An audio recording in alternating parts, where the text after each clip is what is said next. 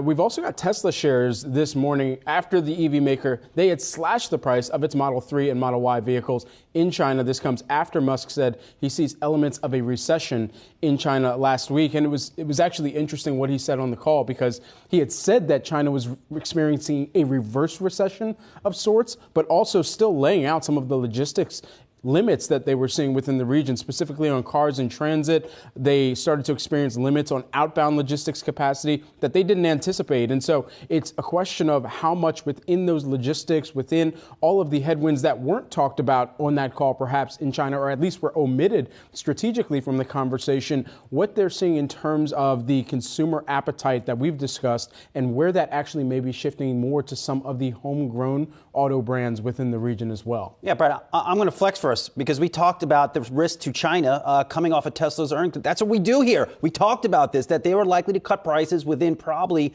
the next week or so. So now here we are. Now, why is this important? Because China, I would argue, has been one of the key tailwinds to this Tesla growth story over the past 2 years.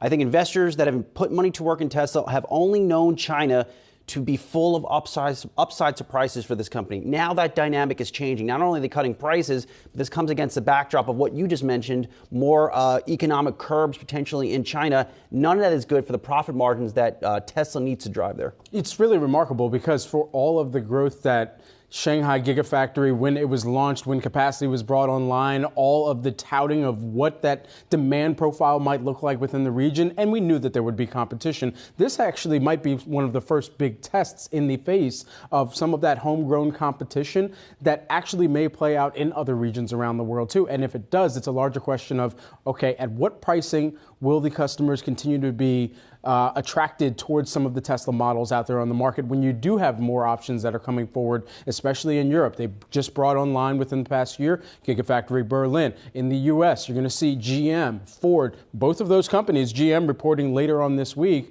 We're going to see exactly what that strategy looks like going forward from here and how they're quickly going to be ramping up production that is majorly hinging on how successful their battery is. And that's going to be the biggest kind of components that all of these companies tout going forward too. What's the range of the battery? How powerful is it? And will consumers feel confident enough with the network being brought up to capacity too? Yeah, look, I mean, I'm not going to sit here and pretend that I've torn apart a Tesla vehicle or any of these vehicles before. I've never even sat in anything that Xpeng drove, despite us even talking to them. But look, these cars are cool. Yeah. I think what Xpeng has out there, just go online. It is, I would argue, more technologically advanced than what Tesla has in the market. Same thing for NIO. And a lot of times these cars are priced lower than what Tesla has in the market. So of course going to have to cut prices. Yeah, it was just kind of fascinating for me to sit in the frunk one time. Frunk? You sat in the frunk? Well, you can sit in the frunk, yeah. Really?